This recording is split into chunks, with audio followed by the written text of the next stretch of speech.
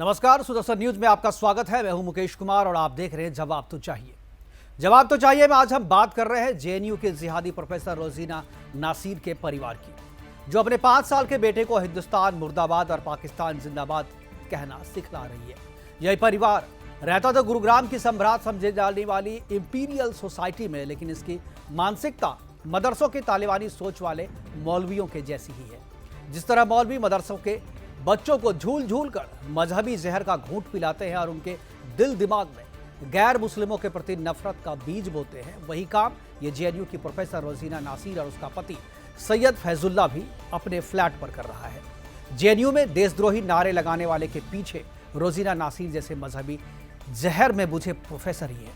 हैरानी वाली बात यह है कि जिस वीडियो पर पुलिस को स्वतः संज्ञान लेकर रोजीना नासिर और उसके पति पर देशद्रोह की धारा के तहत मामला दर्ज कर उसे गिरफ्तार करना चाहिए, वह पुलिस शिकायत मिलने के बावजूद एफआईआर दर्ज करने के लिए मुहूर्त का इंतजार कर रही है।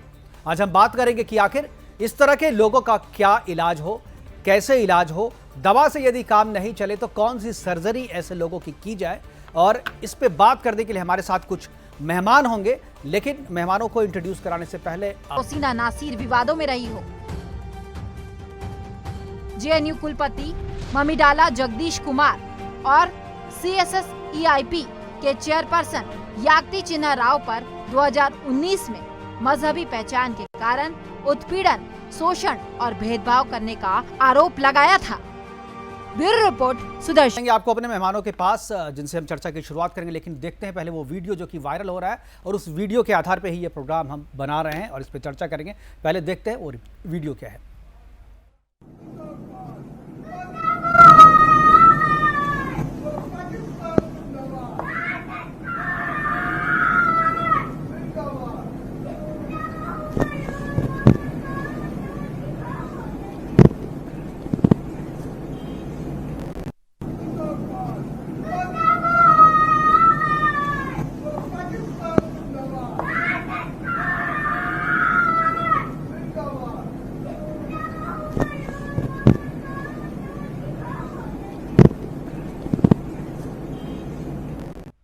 तो साफ सुन सकते हैं कि पाकिस्तान जिंदाबाद और भारत मुर्दाबाद, हिंदुस्तान मुर्दाबाद के नारे लगवाए जा रहे हैं गुरुग्राम के एक सम्भ्रांत सोसाइटी। हमारे साथ चर्चा के लिए बीजेपी प्रवक्ता खेमचंद शर्मा है, कांग्रेस प्रवक्ता संजय गुप्ता है, धर्मगुरु साध्वी चेतनानंद है और इंपीरियल सोसाइटी में रहने वाले कुछ लोगों से भी बात करने की हम कोशिश कर रहे हैं, उनसे जोड़ने की उनको कोशिश कर रहे हैं, लेकिन वो पता नहीं किस डर से हमारे साथ जुड़ने को अभी फिलहाल तैयार नहीं हो रहे हैं। लेकिन लगातार हमारी टीम उनसे संपर्क बनाए हुए है और उनसे हम बात करने की कोशिश कर रहे हैं। रोजीना नासिर से भी हमने बात करने की कोशिश की, लेकिन उनसे भी हमारा संपर्क नहीं हो पाया। वो हम लोगों से बात करना नहीं चाह रही है, मीडिया वाले से संपर्क करना नहीं चाह रही। हम चर्चा की शुरुआत करेंगे। खेमचंद शर्मा जी, आपसे ये वीडियो वायरल हो रहा है काफ़ी, लेकिन ऐसी मानसिकता वाले लोगों का इलाज किस तरीके से हो, क्या प्रतिक्रिया है सबसे पहले आपकी? जय श्री कृष्णा। सबसे पहले तो आपके सभी दर्शकों आज जन्माष्टमी और जन्मोत्सव की हार्दिक शुभकामनाएं। पूरे देश में ये त्योहार अच्छे तरीके से मनाया जा रहा है और भगवान कृष्ण का जन्मोत्सव है और भगवान कृष्ण सभी पे कृपा करें। आप जिन लोगों की बात करते हैं, ये ऐसे लोग हैं जिस थाली में खाते हैं उसी में छेद करते हैं। इनकी जो जिहादी मानसिकता है वो वही है जो अफगानिस्तान में इस समय तालिबान की मानसिकता है। ये लोग जेएनयू जैसे इंस्टीट्यूट में काम करते हैं, सरकारी सैलरी लेते हैं, सरकारी पैसा लेते हैं और भारत के खिलाफ नारेबाजी कराते हैं। कुछ इंस्टीट्यूशंस में जैसे जेएनयू हुआ, जामिया हुआ, एएमयू हुआ, यहाँ पे जिहादी मानसिकता पनप रही है। सख्त से सख्त कार्रवाई करने की जरूरत है, इनको आइडेंटिफाई करने की जरूरत है, इनको एक्सपोज करने की जरूरत है। मैं सुदर्शन न्यूज को हार्दिक धन्यवाद देना चाहता हूँ और उनको सल्यूट करता हूं कि आप लोगों ने ऐसे प्रमुख मुद्दे को उठाया और ऐसे जिहादियों को एक्सपोज किया, क्योंकि हमें ऐसे जिहादियों को समाज में से पिन पॉइंट करना है, समाज में से बाहर निकाल के एक्सपोज करना है। ये समाज के लिए बहुत ज्यादा घातक है, ये उस समाज के लिए भी घातक है जिस समाज से ये आते हैं। ऐसे लोगों की वजह से सभी मुसलमान बदनाम होते हैं, सभी मुसलमानों पे सवाल उठता है, सभी मुसलमानों पे क्वेश्चन उठता है। मैं मुसलमान धर्म गुरुओं से भी अनुरोध करना चाहूंगा। खेमचंद जी, मैं आपकी इस बात से सहमत, मैं आपकी इस बात से थोड़ा सा अंतर रखता हूँ, थोड़ा सा डिफर करता हूँ, क्योंकि जितने आतंकवादी पकड़े जाते हैं इसी मानसिकता, वो मुसलमान ही क्यों होते हैं, इस पर भी चर्चा होनी चाहिए। संजय जी हमारे साथ है। संजय जी, क्या कहेंगे आप, आपकी पहली प्रतिक्रिया क्या है इस पे? देखिए, पहली बात तो जिस तरह की घटना सामने आ रही है, पूरे देश भी, देश के लोग रहते हैं, सभी को इसका निंदा करनी चाहिए। हम भी कांग्रेस की तरफ से भी इसकी निंदा करते हैं, इस तरह के काम की। और दूसरा प्रश्न आपने अभी उठाया था, बताया कि वहाँ लोगों ने, वहाँ पुलिस ने इसकी एफआईआर भी दर्ज कराने का प्रयास किया, मगर जहाँ सरकार आरएसएस की और भारतीय जनता पार्टी की है, हरियाणा में भी, मैं कहूँगा केंद्र में भी, तो उस पर कार्रवाई क्यों नहीं होती, ये समझ में नहीं आता। मैं तो समझता हूँ कि यदि इतने तत्पर हैं तो कार्रवाई हो जानी चाहिए थी। दूसरी चीज मैं कहना चाहता हूँ कि इसके अंदर कोई बचाव ऐसे व्यक्ति का किसी व्यक्ति को नहीं करना चाहिए जो राष्ट्र के विरोध के अंदर नारे लगाना चाहता हो और इस देश के अंदर संविधान के तहत जो उनको अधिकार मिले हैं तो दायित्व भी है, उन दायित्व का निर्वहन ना करना चाहता हो और इस देश की अस्मिता के खिलाफ, देश के खिलाफ कोई नारे लगाएगा, ये किसी भी सूरत में बर्दाश्त के काबिल नहीं है। और मैं तो इसके अंदर कहना चाहता हूँ पुलिस को भी इसके अंदर मजबूती से, प्रशासन को वहां पे भूमिका निभानी चाहिए और ऐसे लोगों के खिलाफ सख्त से सख्त एक्शन लेना चाहिए।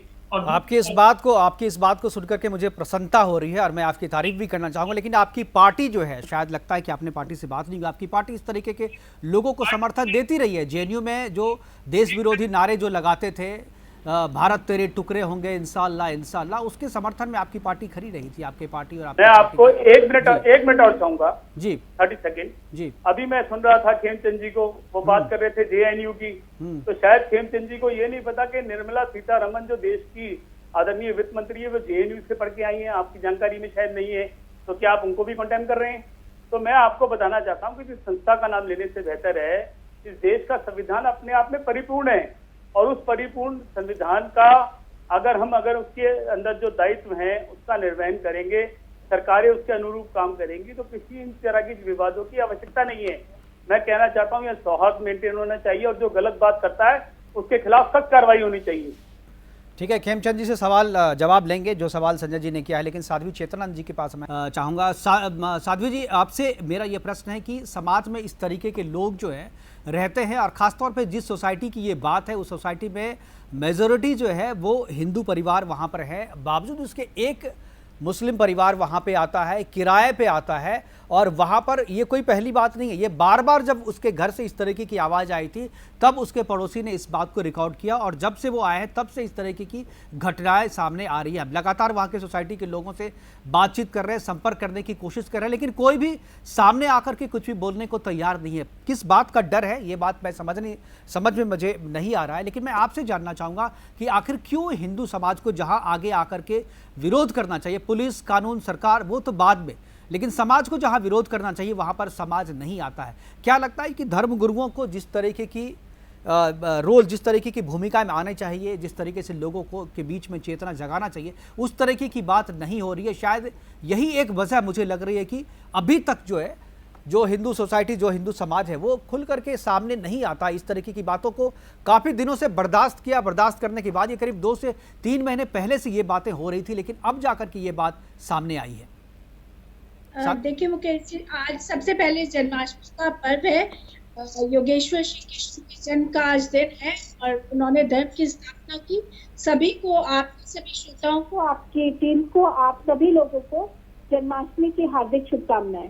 जो प्रश्न आप कर रहे हैं उससे बहुत स्पष्ट एक उत्तर है कि समाज इसलिए सामने नहीं आता है क्योंकि भय व्याप्त है समाज में। एक अकेला, आप मनोबल देखिए कि एक अकेला मुस्लिम परिवार हिंदू एक ऐसी कॉलोनी में रहता है जब हिंदू बहुसंख्यक हैं और वहाँ खुलेआम इस तरीके के नारे लगते हैं, लेकिन आपकी रिपोर्ट दिखाए जाने तक भी अभी एफआईआर दर्ज नहीं हुई है। ये एक प्रश्न चिन्ह खड़ा करता है। जिस भी व्यक्ति ने इस वीडियो को बनाने का साहस किया और आप तक ये वीडियो पहुंची, तो उस व्यक्ति को तो आज लाइफ थ्रेट है, क्योंकि ऐसे लोगों को जीवन पर संकट तुरंत खड़ा हो जाता है जो इस तरीके की देशद्रोही गतिविधियों को की ओर अपना इशारा करते हैं, अपनी आवाज बुलंद करते हैं। इसलिए समाज भय में रहता है और आज आवश्यकता है प्रशासनिक स्तर पर, आज ये प्रश्न चिन्ह उन लोगों पर है जो प्रशासनिक स्तर पर बैठे हुए हैं कि ये वीडियो दिखाए जाने तक भी क्यों कार्रवाई नहीं हो रही है। एक सीधा मामला देशद्रोह का बनता है। आप भारत में रहते हैं, भारत का खाते हैं, भारत में आपके बच्चे पलते बढ़ते हैं, आप यहाँ एजुकेशन लेते हैं और जिस जेएनयू यूनिवर्सिटी के प्रोफेसर हैं वहां पर बहुत स्पष्ट आप जब आपने ओपन किया इस डिबेट को, तभी आप ये कह रहे थे कि जिस जेएनयू की ये मानसिकता हो कि भारत तेरे टुकड़े होंगे इंशाअल्लाह इंशाअल्लाह इंशाअल्लाह, और भगवा की कब्र खुदेगी जेएनयू की छाती पर, तो ये जो सारी बातें हैं, जब हम इन्हें सहज स्वीकार करने के आदी हो जाते हैं, जब हमारे विरोध की आवाज क्षीण हो जाती है या उसको दबा दिया जाता है, तब समाज खड़े होने में डरता है। क्योंकि जिस भी व्यक्ति ने ये वीडियो बनाया उसने बहुत साहस का काम किया, उसे लगा कि यहाँ देशद्रोही गतिविधियों को अंजाम देने वाले लोग रह रहे हैं। बाद में यही प्रोफेसर्स, खुलासा होता है कि यही प्रोफेसर्स आतंकवादियों को, जिहादी संगठनों को अपने यहाँ शरण दिए हुए थे, और पता भी नहीं चलता कि किस तरीके की, अभी जब धर्मांतरण का मामला खुला तो किस तरीके से एक कार मैकेनिक अरेस्ट हुआ। तो ये सारी जो कुकर बम बना रहा था, अगर आपको याद हो तो कुकर बम बन रहे थे, वो बड़ा ब्लास्ट करने की, यूपी में बड़े ब्लास्ट की तैयारी थी। बिल्कुल। मूक बधिर बच्चों को किस तरीके से धर्मांतरण कराया गया, जो अभिव्यक्त भी नहीं कर सकते। ये एक बड़ी श्रृंखला है जिसकी तरफ इशारा है कि देश अगर इन जिहादी मानसिकता के लोगों पर कार्रवाई नहीं की गई और सख्त से सख्त कार्रवाई नहीं की गई, तो देश तालिबानी मानसिकता की तरफ तेजी से बढ़ रहा है। मेरा निवेदन है प्रशासनिक अधिकारियों से कि कान में रुई डालकर ना बैठे, जल्द से जल्द एफआईआर करके इन लोगों को अरेस्ट करें, ताकि आगे लोगों में इस तरीके की गतिविधियों में संलिप्त होने से पहले कानून का भय व्याप्त हो। बिल्कुल, ये तो बात सही है, कानून को अपना काम करना चाहिए, प्रशासन को अपना काम करना चाहिए। लेकिन मैं चेतनलाल जी आपसे ये जानना चाहता हूँ कि ऐसे लोगों का समाज क्या इलाज करे? समाज में ऐसे लोग जो रहते हैं, जो हमारे आपके बीच में, वो जिस सोसाइटी में ये घटना हुई है वहाँ पर करीब 2500 फ्लैट हैं, 2500 लोग वहाँ पर हैं, और सारे मेजॉरिटी जो है वहाँ पर करीब 2000 से ज़्यादा लोग जो है हिंदू परिवार वहाँ पर रहते हैं। बावजूद इसके वहाँ इस तरह की घटना होती है और समाज निष्क्रिय बना रहता है। पुलिस में अगर जब कंप्लेन जाती है, पुलिस को दबाव पड़ता है तो वो मामला दर्ज करती है, कार्रवाई करती है, लेकिन समाज को तात्कालिक रूप से क्या एक्शन लेना चाहिए इस तरीके के मामले में? देखिए, पूरी सोसाइटी के लोगों को हर जो भी रेजिडेंशियल सोसाइटीज हैं उनकी अपनी वेलफेयर एसोसिएशंस होती हैं, सबको इकट्ठा होकर जाना चाहिए था। पुलिस, जो भी संबंधित थाना था, अपनी आवाज को बुलंद करना चाहिए था। आज तो बहुत सारे माध्यम है, ट्विटर एक बहुत बड़ा माध्यम है, सारे लोगों को, जो संबंधित लोग हैं, जो संबंधित अधिकारी हैं, उनको टैग करना चाहिए था। और समाज की, जब तक समाज सुप्त रहेगा, आप और मैं मिलकर, सुदर्शन न्यूज के जो संपादक हैं, जो सुरेश चौहान जी हैं, अकेले, खेमचंद शर्मा जी अकेले, या संजय गुप्ता जी, मुकेश जी, या साध्वी चेतनानंद जी अकेले कुछ भी नहीं कर सकती है। सामाजिक प्रतिक्रिया जब तक ऐसे देशद्रोहियों के खिलाफ बुलंद नहीं होगी, तब तक कुछ भी करना संभव नहीं है। इसीलिए हमारे बराबर के घर में कुकर बम बनते रहते हैं और हमें संज्ञान भी नहीं होता है, या संज्ञान हो भी जाता है तो हम अनजान बने रहते हैं। बिल्कुल, हम अनजान बने रहते हैं, क्योंकि जब तक हम ये सोचते रहेंगे कि मुझे क्या लेना देना, या इससे मेरे जीवन पे या मेरे पे, मैं क्यों इस सब में पढ़ूं, तो समाज की, सनातनियों की ये प्रतिक्रिया, ये जो सुप्त अवस्था है, ये बहुत घातक सिद्ध होने वाली है। क्योंकि जिस तरीके से ये जड़, एक पढ़ा लिखा प्रोफेसर, जिसको प्रोफेसर मीन्स इंटेलेक्चुअल, बुद्धिजीवी, समाज का बुद्धिजीवी वर्ग जो अपने आप को कहलाता है, लेकिन जब उसके आगे मुसलमान, हम लोग सबको दोष नहीं देते, लेकिन आप अपने आप को खुद कटघरे में, आप अभी कह रहे थे कि मुझे जितने लोग मिले, मुझे भी आज तक जितने लोग मिले इसी मानसिकता के मिले।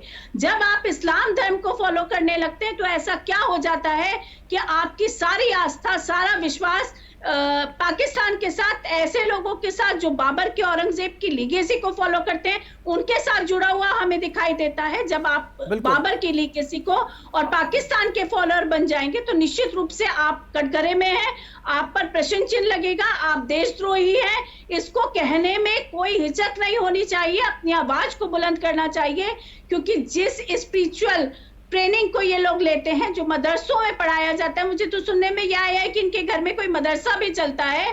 तो जब आप मदरसों की ट्रेनिंग लेते हैं तो मदरसों में तालिबानी ट्रेनिंग दी जा रही है। हम लोग तो बहुत लंबे समय से अपनी आवाज को बुलंद कर रहे हैं, सारे मदरसों की जांच होनी चाहिए और खुलकर जांच होनी चाहिए, पता चलना चाहिए कि आखिर वहां क्या पढ़ाया जा रहा है। बिल्कुल, जो पढ़ाया जा रहा है वो तो हमारे सामने में इस वीडियो में बिल्कुल सुनाई दे रहा है। मैं खेमचंद जी आपके पास आना चाहूँगा और मैं आपसे जो सवाल कर रहा हूँ यही सवाल मेरा संजय जी से भी है कि आखिर इस तरीके का साहस, इस तरीके की मानसिकता कोई एक दिन में नहीं बनती है। एक दिन में ये साहस किसी भी व्यक्ति में नहीं आ जाता है। एक समय है, उस समय के बाद लगता है धीरे धीरे उसमें साहस बढ़ता है और अब उसका परिणाम जो है वो इस रूप में हमारे बीच में सामने आता है। आपको क्या लगता है कि क्या वो वजह है जिसकी वजह से ऐसे लोगों का साहस बढ़ता है और उसका इलाज अब तक नहीं किया गया है? क्या इस वजह से ऐसे लोगों की संख्या बढ़ रही है और हम लोगों के बीच में रहते हुए, बहुसंख्यक समाज के बीच में रहते हुए इस तरीके से पाकिस्तान के समर्थन में और हिंदुस्तान के विरोध में हिंदुस्तान मुर्दाबाद का नारा लगाने का वो साहस करते हैं और नारा लगाने के 1 महीने के बाद भी वो वहीं पर हैं और उनका अब तक कुछ भी नहीं हुआ है?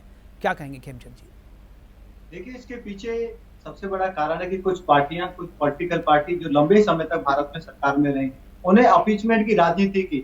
आज एक बहुत बड़ी घटना होती है, आज पूरे देश का मान सम्मान बढ़ाने के लिए सुमित जी ने गोल्ड जीता, आज पैरा ओलंपिक में गोल्ड जीता और गोल्ड जीता राहुल गांधी जी उनको, आप विपक्षियों को बोलने का मौका देते हैं। मैं साध्वी जी आऊंगा। बहुत क्षमा के साथ एक बात कहना चाहती हूँ, मैं अपनी बात को बहुत सूक्ष्म में विराम दूंगी। खेमचंद जी, जब तक पॉलिटिकल पार्टी जो सत्ता में है वो जिम्मेदारी नहीं लेंगी, आपके अंदर प्रशासनिक तंत्र काम करता है, जब तक आप लोग जिम्मेदारी नहीं देंगे तब तक 2000 लोग अपनी लाइफ को बिल्कुल सही कह रहे हैं, बिल्कुल सही कह रहे हैं आप।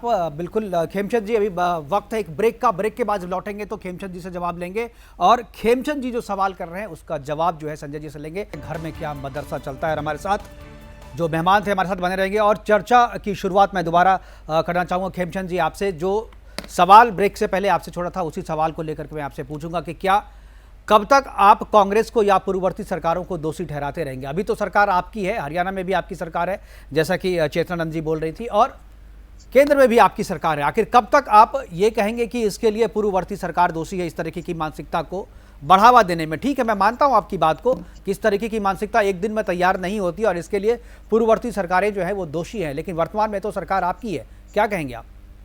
जी बिल्कुल हमारी सरकार है, केंद्र में हमारी सरकार है, हरियाणा में हमारी सरकार है, यूपी में हमारी सरकार है, लेकिन तेजी से कार्रवाई यूपी में होती है, तेजी से कार्रवाई हरियाणा में होती है। जैसे ही एडमिनिस्ट्रेशन को संज्ञान में लाया गया, एडमिनिस्ट्रेशन ने तुरंत कार्रवाई करी और हम लोग हमेशा नहीं कार्रवाई कहाँ हुई, कार्रवाई कहाँ हुई है, यही तो मैं पूछ रहा हूँ, यही तो सवाल है कि कार्रवाई नहीं हुई ना। तो पुलिस ने, ये जो वीडियो है ये वायरल हो रहा है, पुलिस के पास भी ये वीडियो है और उसके बाद सोसाइटी के लोगों ने भी पुलिस को दिखाया है, कंप्लेन, रिटन कंप्लेन किया गया, लेकिन अभी तक एफआईआर दर्ज नहीं किया गया है।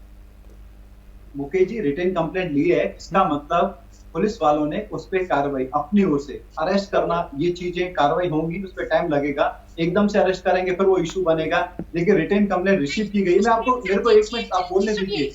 उत्तर प्रदेश में ऐसे बात नहीं होती, आप ऑलरेडी बोल चुकी हो, इसका मतलब ये अभद्रता होती है, आप ऑलरेडी बोल चुकी हो। आप सुनिए, यूपी में ऐसे सैकड़ों लोगों को जेल में ठूसा गया है, विद इन मिनट ठूसा गया है, जैसे ही पता चलता है उनको जेल में डाला जाता है। आप पहले 2 मिनट रुकिए, ऐसा नहीं होता, आपको मैंने 10 मिनट बोलने दिया, आप अपने आप बोलते रहोगे, सरकार पे आरोप प्रत्यारोप लगाते रहोगे।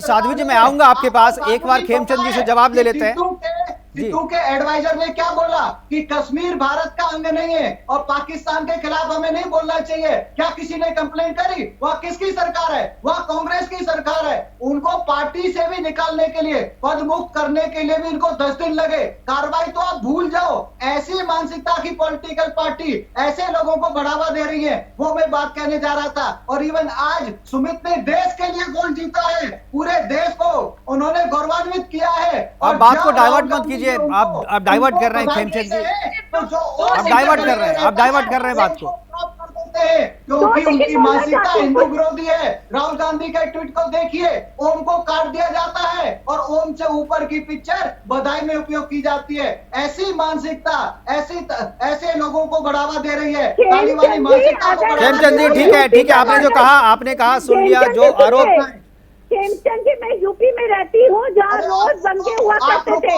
आप ऐसा नहीं है दारापुर, आप यूपी का बताओ। संजय जी मैं आपके पास आना चाहूंगा। ये जो मेरा जो सवाल था खेमचंद जी साध्वी जी अपराधियों पे वहाँ पे कार्रवाई हुई है, आप ऐसा नहीं कह सकते।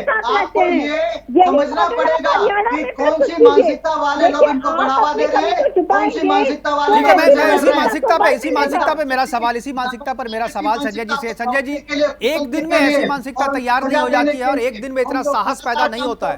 लेकिन कांग्रेस और एसपी, बीएसपी, लैब ये लगातार ऐसी मानसिकता को बढ़ावा दे रहे हैं।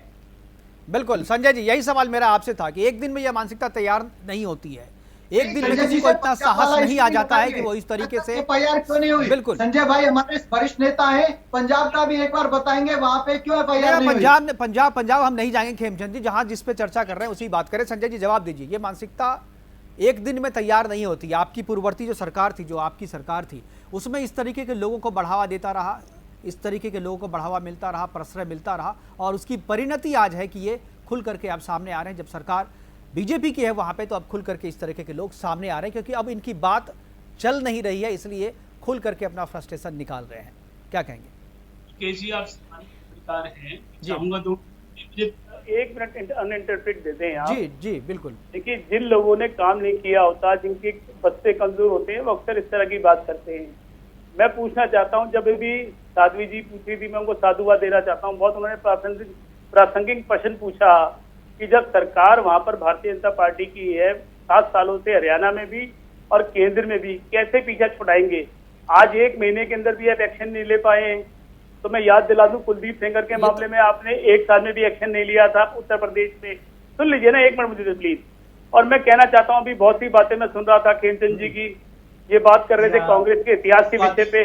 मैं ऐसे गौर से, सुन लीजिए ना भाई साहब, मैं आपके बीच में नहीं बोला। गौर से वादी लोगों को याद दिलाना चाहता हूँ, इस देश के अंदर, 1 मिनट प्लीज मैडम, जरा मुझे प्लीज 1 मिनट मुझे अपनी बात पूरी कर लेते हैं। प्लीज आप बात कर पूरी कर लेने दीजिए। आप 1 मिनट, आप कृपया करके बात पूरी कर लेने दीजिए मुझे। आप सम्मानित मेरी बड़ी बहन है, जरा बात कर लेने दीजिए। लोगों ने कभी विरोध नहीं किया जब अरे बहन जी, मैं 1 मिनट अपनी बात पूरी कर लूँ। हो रही थी। अगर आप लोग पहले दिन से देश के बंटवारे, देश का बंटवारा आप लोगों ने, आप सुन तो लीजिए, आप देखिए, आप मदद करें मुझे। ठीक है, एक साध्वी जी एक बार इनको फिनिश करने दीजिए, फिर आ रहा हूँ मैं। अपनी बात तो पूरी कर लेने दीजिए जी। मैं ये कहना चाहता हूँ, अभी हम आतंकवाद को धर्म के आधार पर बांट रहे थे। हम कह रहे थे कि फला धर्म का आदमी आतंकवादी है। तो खेमचंद जी आपको याद दिलाना चाहता हूँ, प्रज्ञा जी, इस देश के अंदर, ये तो रिकॉर्ड में है, ये तो रिकॉर्ड है ना संजय जी। सारे आतंकवादियों का मजहब क्या है, ये किसी से छुपा हुआ नहीं है। आतंकवादियों का मजहब, आतंकवादियों का धर्म क्या है, ये किसी से छुपा हुआ है क्या? आपको नहीं पता क्या? आपको नहीं पता अफजल गुरु कौन, किस हाफिज सईद कौन है, आपको नहीं पता? आप मुझसे सुन तो लीजिए सर, मेरी ठीक है, आप बोल लीजिए ना, आप बोल लीजिए पहले। तो रोकिए प्लीज आप। साध्वी जी इनको आप बोल लेने दिए। जी बोलिए, हमारे समय की कमी है, जल्दी। आपको मेरे मुंह में ना डालें, मैंने आतंकवाद का धर्म डिफाइन नहीं किया। और दूसरा, आप साध्वी प्रज्ञा जी को आतंकवादी आप लोगों ने घोषित किया, वो है नहीं। कोर्ट ने उनको आतंकवादी नहीं बताया, कोर्ट ने उनको मुक्त किया। आज वो एमपी है, पार्लियामेंट में बैठती हैं। आप ऐसे आतंकवादी जो जेएनयू में भारत विरोधी गतिविधि करते हैं, पाकिस्तान जिंदाबाद बोलते हैं, कश्मीर को भारत का अभिन्न अंग नहीं मानते, ऐसे लोगों को आप पदाधिकारी बनाते हो, उनको साथ में रखते हो, उन पे कार्रवाई नहीं करते, और आप साध्वी प्रज्ञा जी का उंगली उठाते हो। शर्मा नहीं चाहिए। साध्वी प्रज्ञा जी ने तो वर्षों जेल में उन्होंने यातना चली, गलत तरीके से आप लोगों ने उनको फंसाया, गलत यातनाएं दी। उनको हमें सल्यूट करना चाहिए कि उन्होंने इतनी यातनाएं झेलते हुए भी अपने धर्म का और अपने देश का जो मान सम्मान है वो गिरने नहीं दिया। आपने हिंदू आतंकवाद का आपने कंसेप्ट निकाला, जो कि तो कहीं है। आप तालिबान को आतंकवादी नहीं मानते, आप आतंकवादियों को आतंकवादी नहीं मानते। ऐसे एडवाइजर आपके यहाँ पे होते हैं जो पाकिस्तान। बात यहाँ गुरुग्राम के उस सोसाइटी की हो रही है, इंपीरियल सोसाइटी की हो रही है। खेमचंद जी बीच में बोलने नहीं दे रहे हैं किसी को। अरे भाई, गौर से वादी लोगों को पहला आतंकवादी तुम्हारा था। इस देश का पहला आतंकवादी कौन था? नाथूराम गौडसे। आपको याद नहीं है? आप गलत बोल रहे हैं। आरोप है, तभी वो जेल जिस तरीके की सावरकर जी ने यात्राएं झेली, दूर दूर तक उन्होंने यात्राएं झेली, उन्होंने सुभाष चंद्र बोस को इग्नोर किया, सावरकर जी को इग्नोर किया। संजय जी, आप लोगों की इसी मानसिकता के कारण ऐसे लोग, ऐसे देशद्रोही लोग पैदा हो रहे हैं। लाखों लोग मरे, देश का बंटवारा हुआ, धर्म के आधार पे बड़ा हिस्सा दूसरों को दे दिया गया, लेकिन फिर भी एक धर्म को भारत में से ना तो बेचा गया और ना ही भारत के जो हिंदू वहाँ पे रह गए उनको प्रोटेक्ट किया गया। इसको सबसे बड़ा आतंकवादी मानोगे, जिसने देश का बंटवारा किया, जिसने लाखों लोगों को मरवाया, जिन्होंने पाकिस्तान, अफगानिस्तान और बांग्लादेश में रहने वाले हिंदुओं को सुरक्षित नहीं किया, उनकी गारंटी नहीं ली, वो सबसे बड़ा आतंकवादी है। आप एक अपराधी को आतंकवादी कहते हो और आतंकवादियों को आप अपना सहयोगी बना के रखते हो। प्लीज कंफ्यूज मत करो, आतंकवादी और अपराधियों में फर्क है। आतंकवादी वो है जो धर्म को एजेंडा लेके मासिज में वो टेरर फैलाने का काम कर रहे हैं। ऐसे गौरसेवादियों को शर्म आनी चाहिए, जिनके मंत्रिमंडल में ऐसे लोग हैं जो गाय का मांस खाते हैं। शर्म आनी चाहिए आपको। आतंकवादी बोलो, जो अपराधी है अपराधी बोलो, खाने वाले लोग आपके मंत्रिमंडल में। गोडसे ने अपराध नहीं किया, गोडसे ने अपराध किया तो भारत के कानून के तहत उनको सजा मिली, लेकिन आप गाय का मांस खाने वाले लोग आपके मुख्यमंत्री हैं, तो ये तो सही नहीं है। आपकी पार्टी में आतंकवादी है और वो सिद्धू के सहयोगी हैं, सिद्धू के सलाहकार हैं। वो कहते हैं कश्मीर अलग देश है, पाकिस्तान की ट्राई मत करो। पंजाब में चुनाव जीतना है तो कश्मीर पे आप बात मत करो। ऐसे लोग आपके यहाँ पे पदाधिकारी हैं, ऐसे लोगों को आपने कैसे रखा हुआ है? क्यों आपने सिद्धू को नहीं हटाया? क्यों आपने माफी नहीं मांगी? क्यों आपने ऐसे लोगों को जेल में नहीं ठूसा? क्यों आप ऐसे लोगों को लेके चलते हो? जब बहन निकिता की फरीदाबाद में हत्या होती है तो क्यों प्रियंका गांधी नहीं बोलती? क्यों राहुल गांधी नहीं बोलते? आज सुमित ने जब गोल्ड जीता है और ओम उनके गले में लटका हुआ है तो ओम तक को काट के राहुल गांधी बधाई देते हैं। ये दिखाता है। हेमचंद जी और संजय जी, जिस बात पे चर्चा शुरू हुई थी उस बात से पूरी तरीके से आप लोग अलग हो गए और पूरी तरीके से अलग हो गए। हमारे पास समय की भी कमी है। मैं आखिरी कमेंट लेना चाहूंगा 10 सेकंड में। साध्वी चेतनानंद जी 10 सेकंड में, हमारे पास समय की कमी है। ठीक है खेमचंद जी, हो गया। खेमचंद जी समय की कमी है, साध्वी जी के पास जाना चाहूंगा। साध्वी जी आखिरी 10 सेकंड में एक आखिरी कमेंट, क्या कहेंगे? ऐसे लोगों का क्या इलाज होना चाहिए? देखिए, बिल्कुल वही इलाज होना चाहिए जो यूपी में योगी जी ने किया है।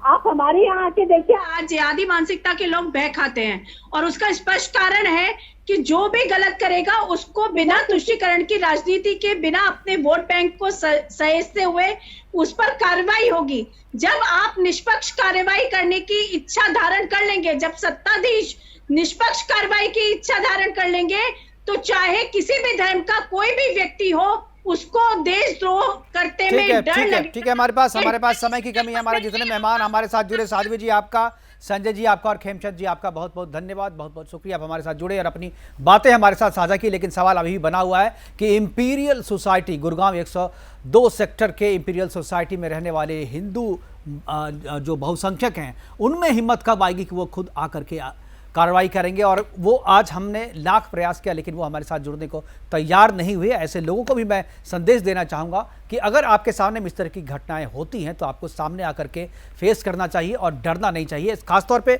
गुड़गांव प्रशासन से भी मैं अपील करूंगा कि वो ऐसे लोगों को, खासतौर पे रोजीना जो है उनके खिलाफ कार्रवाई करे, देशद्रोह का मुकदमा दर्ज करके उनकी गिरफ्तारी करे। और जेएनयू प्रशासन से भी हमारी अपील है कि वो भी अपने इस जहरीले प्रोफेसर के खिलाफ कार्रवाई करे। फिलहाल अभी के लिए इतना ही, दीजिए इजाजत, नमस्कार।